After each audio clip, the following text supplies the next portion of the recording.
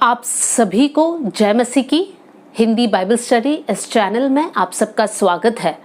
आज मिलकर एक नए विषय को हम सीखेंगे और आज का विषय है याबेस की प्रार्थना।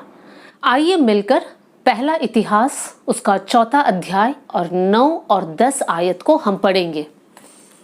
याबेस अपने भाइयों में अधिक प्रतिष्ठित हुआ और उसकी माता ने यह कहकर उसका नाम याबेस रखा, मैंने इसे पीड़ित होकर उत्पन्न किया। याबेस ने इज़राइल के परमेश्वर को यह कहकर पुकारा, भला होता कि तू मुझे सचमुच आशीष देता और मेरा देश बढ़ाता और तेरा हाथ मेरे साथ रहता और तू मुझे बुराई से ऐसे बचा रखता कि मैं उसे पीड़ित ना होता। और जो कुछ उसने मांगा वो परमेश्वर ने उसे दिया। याबेस के जीवन के बारे में ज़्यादा जानकारी बाइबल में नहीं दिया गया है, बस यही 2 आयत हैं जो याबेस के जीवन के बारे में हमें बताता है। यहाँ पर हमारे ध्यान को खींच कर लेके जाने वाली बात यह है, याबेस की माँ कहती है कि मैंने बहुत दर्द से इस बेटे को जन्म दिया है, इसलिए इसका नाम याबेस है। याबेस का नाम का मतलब है पीड़ा या फिर दर्द। हर माँ दर्द के साथ ही बच्चे को जन्म देती है, लेकिन हम देख सकते हैं, हमारे भारतीय संस्कृति में भी हम ये देख सकते हैं कि जब नाम रखते हैं, कैसे नाम रखते हैं। कुछ नामों को मैं आपके सामने रखना चाहती हूँ। कुछ बच्चों का नाम ऐसा है आनंद, या लड़कियों का नाम है आनंदी, हर्ष, खुशी। ये इनकी माँ ने भी दर्द से जन्म दिया, लेकिन नाम रखते समय सबसे उत्तम या सबसे अच्छा नाम को बच्चों को दिया जाता है। लेकिन याबेस की माँ यहाँ पर याबेस को दर्द करके या पीड़ा कर नाम क्यों देती है?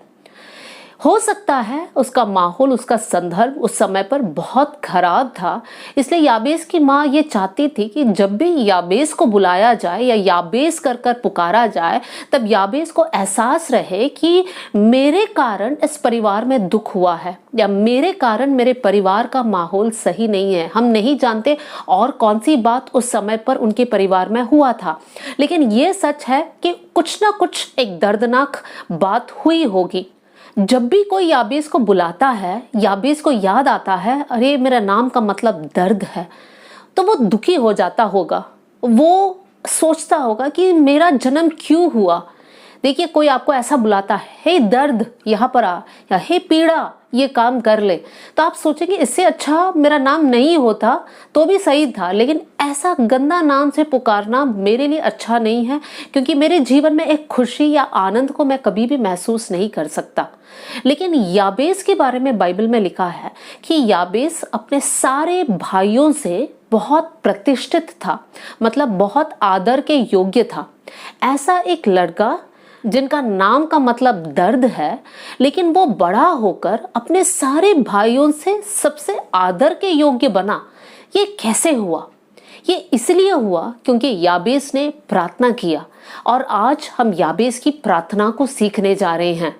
हमने पहला इतिहास में याबेस की प्रार्थना को पढ़ लिया है। अगर हम ध्यान से देखेंगे, याबेस की प्रार्थना में 4 बातें इंक्लूड किया गया है।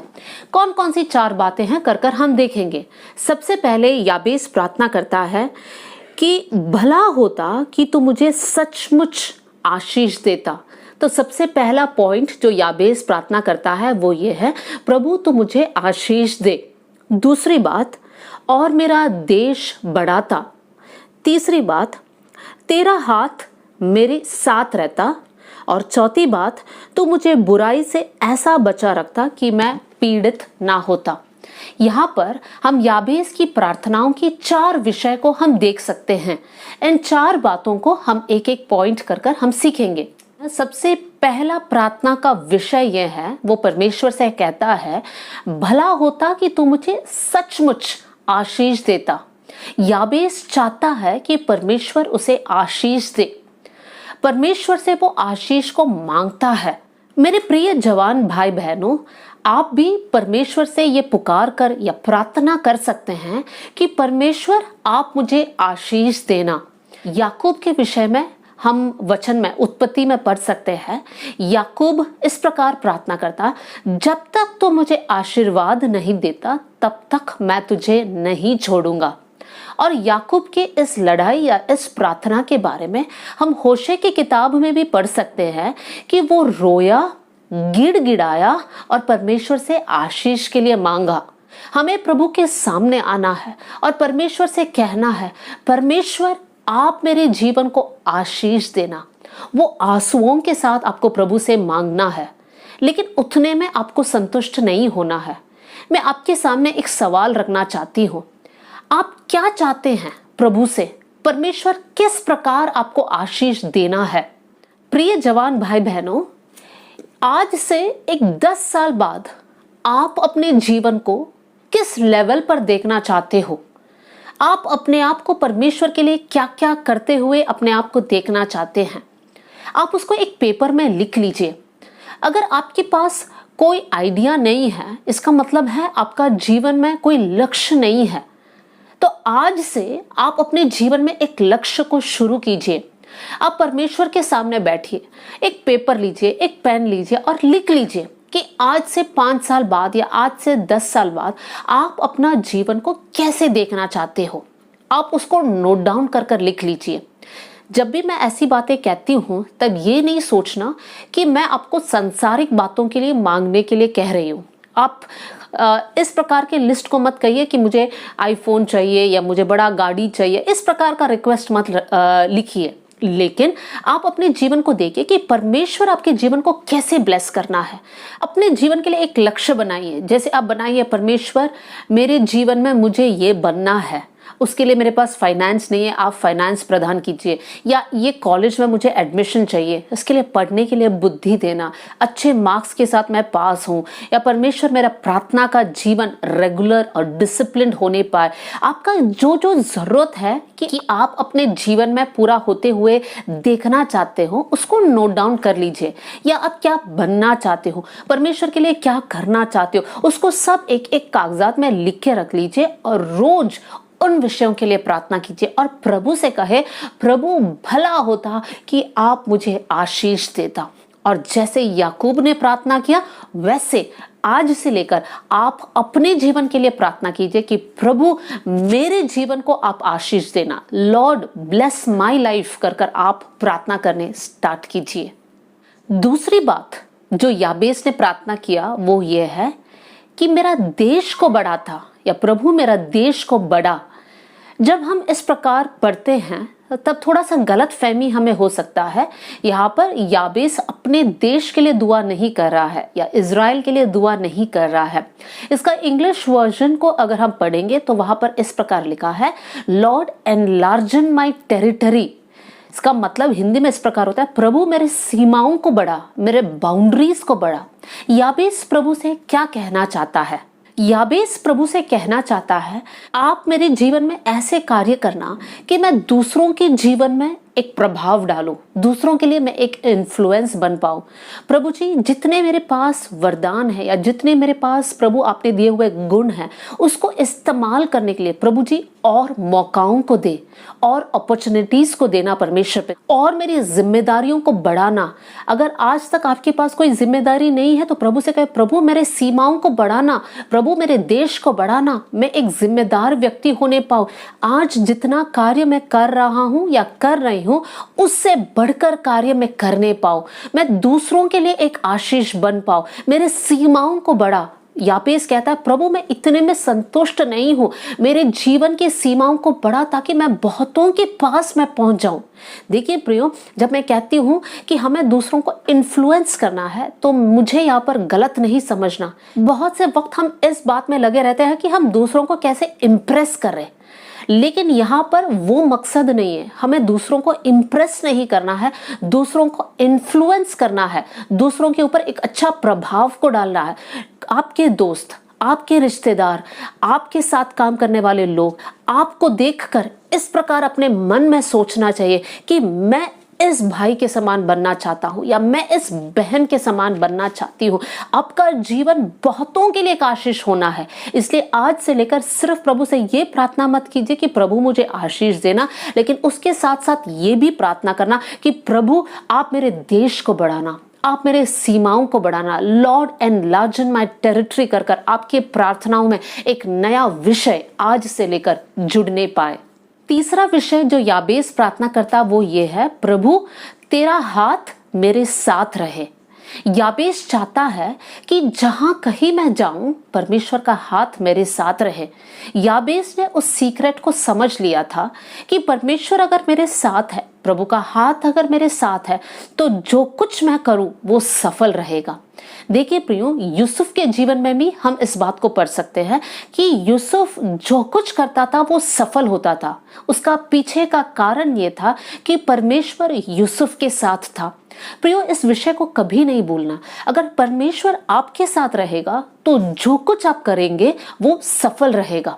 मूसा परमेश्वर से प्रार्थना करता है। मूसा प्रभु से कहता है, प्रभु जब तक तुम मेरे साथ ना रहे या साथ ना आए तब तक तुम मुझे नहीं भेजना। मूसा क्या चाहता है? मूसा परमेश्वर की उपस्थिति को अपने जीवन में चाहता है। प्रिय भाई बहनों, परमेश्वर का हाथ आपके साथ रहना बहुत इंपॉर्टेंट है। परमेश्वर का हाथ अगर आपके साथ रहे तो आप सुरक्षित रहेंगे। परमेश्वर आपको सारे प्रॉब्लम से बचाते रहेगा। इतना ही नहीं, परमेश्वर आपके हाथों के कार्य को सफल करेगा। परमेश्वर के हाथ कब आपके साथ रहेगा? परमेश्वर का उपस्थिति कब आपके साथ रहेगा? वो तब रहेगा जब आप समय निकालकर परमेश्वर के साथ बात करेंगे। परमेश्वर उनको अपने उपस्थिति से आशीषित करता है। परमेश्वर की उपस्थिति उनके साथ रहता है जो परमेश्वर को खोजता है। प्रिय भाई बहनों, अगर आप बाइबल पढ़ते हैं, रोज एक डिसिप्लिन, अनुशासित प्रार्थना का जीवन बिताते हो, तो मैं बताना चाहती हूँ आपको कि परमेश्वर की उपस्थिति आपके साथ रहेगा। प्रभु की उपस्थिति आपके साथ रहेगा तो सब आपके साथ सहमति के साथ आगे बढ़ेंगे। आप अपने परिवार के लिए एक आशीष बन जाओगे। आप अपने को वर्कर्स के लिए एक आशीष का कारण बन जाओगे। आप अपने देश और समाज के लिए एक आशीष का कारण बन जाओगे।